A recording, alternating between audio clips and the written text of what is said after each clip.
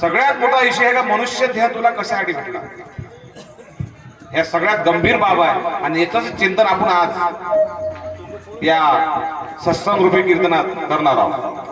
कारण सगळ्यात मोठी गोष्ट अशी आहे का या नरदेह भेटला मोठ्या मुश्किलनं भेटला तर भेटला, त्याला विशेष बुद्धी दिली अशी का त्याला या नर करणी करेस नरका नारायण होय, पशु की होत असे पनैया नरका कुछ ना होय, नर करणी करे तर नरका नारायण होय, अशी महानता या देहात दिलेली आहे.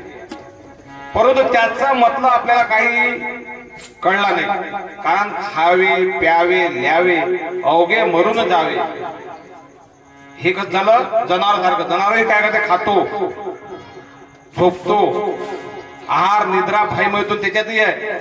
तेच आपल्याला पण ते आहार जेवण करणे झोपणे उठणे हे क्रिया आपल्या जवळ आहे. परंतु मनुष्य देहाचे विशेष ज्ञान या देहाला दिलंय, मनुष्य देहा दिलाय. ह्या देहाचं आपण जर सार्थक केलं, हे आपल्याला काय भेटलं, एक साधन भेटलंय. जसं आपल्याला जर एखादी गाडी साधन भेटते, ती गाडी जर भेटली तर गाडी भेटल्यानंतर आपण कुठेही जाऊ शकतो लवकर. जर एरोप्लेन म्हटलं तर एरोप्लेन फास्ट जातो. साधन जसं तसं साधन भेटल तसं साध्य होत असते कुठली गोष्ट. जर आपल्याला इथून जर युरिन चौकात जायचं असेल, टू व्हीलर असेल तर 5-10 मिनिटात पोहोचून जाल. टू व्हीलर असली तर 5 आणि 10 मिनिटात पोहोचून जाल, आणि विमान असलं त्याच्यापेक्षा फास्ट पोहोचून जाल.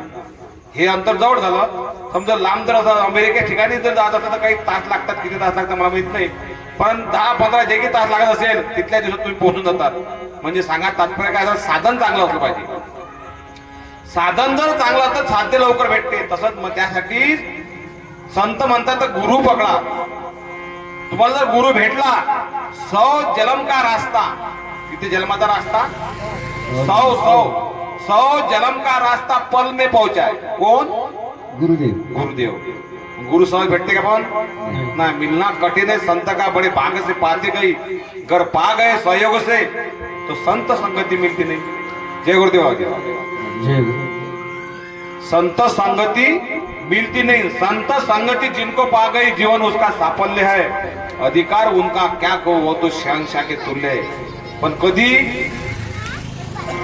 या नरद्यात आल्यानंतर आपल्याला काय वाटते, असं नरद्यात आल्यावर असं वाटते आपल्याला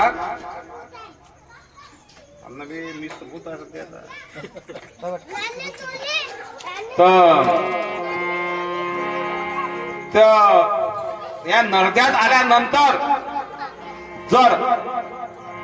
जर त्या देहाला जर आपल्याला मार्ग भेटला नाही तर आपला